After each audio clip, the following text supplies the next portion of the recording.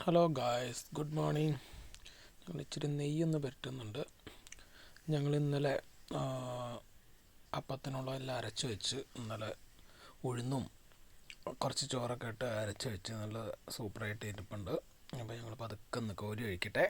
ഇന്ന് രാവിലെ അപ്പം തിന്നാനൊരു കൊഴുതി. ഇത് പെട്ടെന്ന് ആവുന്നുണ്ട് കേട്ടോ, സെറ്റാവുന്നുണ്ട്, കുഴപ്പമൊന്നുമില്ല. ഓക്കെ,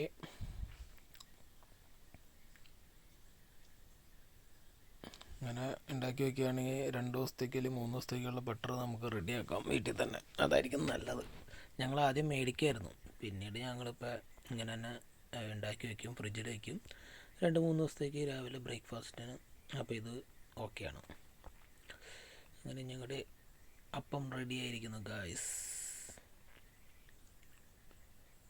ഓക്കെ, നല്ല ചൂടുള്ള അപ്പം. ചിക്കൻ കറി ഉണ്ട്, അപ്പോൾ ചിക്കൻ കറിയും